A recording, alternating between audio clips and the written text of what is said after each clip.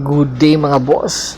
Etong Barangay Ginebra San Miguel at si Team Cone, matapos nga ang isang linggong paglipad doon sa Amerika para humanap ng replacement import kay Justin Brownlee. Nakakita na nga daw po ng import itong Barangay Ginebra San Miguel na po pwede pong sandalan ngayong paparating na Governor's Cup dahil nga itong si JB or si Justin Brownlee ay hindi pa po makakapaglaro.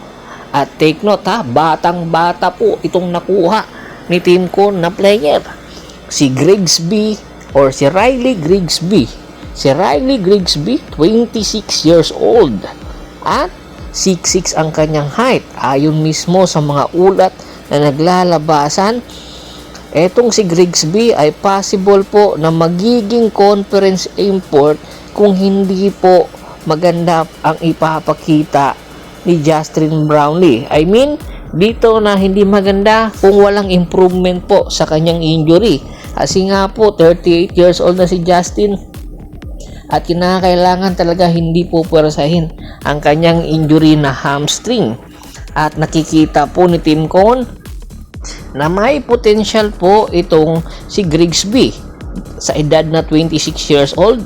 Baka ito na nga po ang magiging future ng Barangay Ginebra San Miguel. Nakapaglaro po recently sa Sioux Falls Skyforce ng NBA G League. At siyempre nakapaglaro din po sa Seattle University sa California na kung saan doon nga ito ipinanganak at nag-FIBA 3-on-3 basketball. At the same time, nakapaglaro din po ito sa Luxembourg Basketball League na kung saan under po ng kanyang paglalaro doon ay kumana po siya ng 41 points. Sa kanyang edad na 26 years old noong 2023 ay naging NBA undrafted po itong batang ito. Kaya naman inaasahan sa paparating na Governor's Cup na kung saan mag-uumpisa nga po ngayong araw at maglalaro ang Barangay Ginebra sa July 19. Inaasahan ng Barangay Ginebra San Miguel na itong si Riley Grigsby ang mangunguna sa kampanya ng Barangay Ginebra sa paparating na Governor's Cup. Inaasahan ang kanyang power presentation, ang kanyang pagiging power forward at the same time shooter ang mangunguna para sa Barangay Ginebra San Miguel. Samantala, patuloy po tayo sa Barangay Ginebra San Miguel dahil nga sa pagdating nitong si Riley Grigsby sa Barangay Ginebra San Miguel. Yung mga posisyon na po pwede niyang kunin ay itong posisyon nitong si Jeremiah Gray. Napapabalita po na itong si Jeremiah Gray ay posibleng pakawala ng Barangay Ginebra San Miguel. Unang-una dahil sa limited minutes na nilalaro nito. Tandaan po natin, 29 years old pa lang po ito, pero ilan beses na po nagkaroon ng ACL injury. Bagamat nagkaroon ng ACL injury, unti-unti po siyang bumabalik, pero yung kanyang kalidad ay hindi na po katulad nung dating wala talaga siyang injury. Itong si Jeremiah Gray, halos magkaparehas lang sila ng tangkad nitong si Grigsby. Small at power forward at shooting guard ang kanyang position. Matatandaan po ninyo, nakuha po itong si Jeremiah Gray via trade ng Barangay Ginebra San Miguel sa Terra Firma Jeep. Opo, noong 2022. Two-time PBA champion, nakuha po sa Commissioner's Cup yung dalawang yon noong 2022 hanggang or not noong nakaraan 2026 Commissioner's Cup. Ito po yung mga credential na meron ito. Ang pagiging shooter po ang kanyang talagang palabigasan itong si Jeremiah Gray.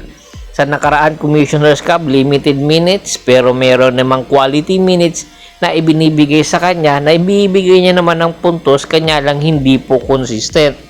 Isa po sa mga possible na magiging destination daw netong si Jeremiah Gray ay itong Rain or Shine Elasto Painters.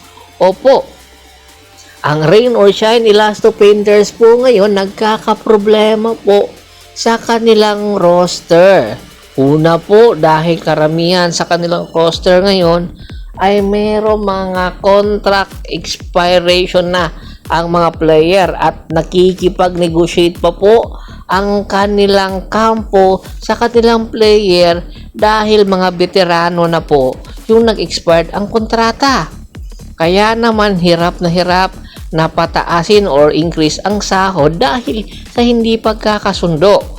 Isa po sa mga hindi nakapagkasunduan, eto ngang si Gia Mamuyak at ang possible po nito mangyari na itong si Jeremiah Gray ay maililipat sa Rain or Shine at ang magiging kapalit po ay itong si Gia Mamuyak na humihingi na nga po ng contract extension na mas veterano at max contract ang hinihingi.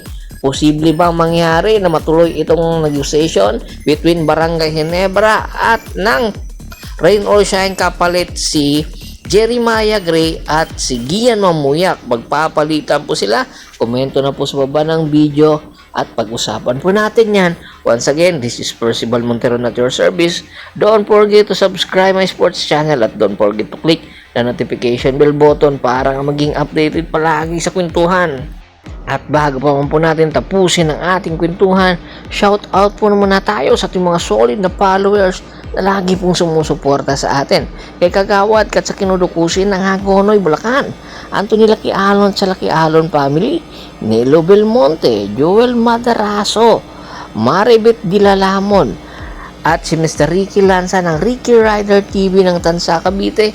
Makabisita rin po ng Facebook fanpage ko na Hapres PH3, Paul Goso at Bostor para po sa mga karagdagan sports balita. Hanggang sa muling kwentuhan, maraming salamat po.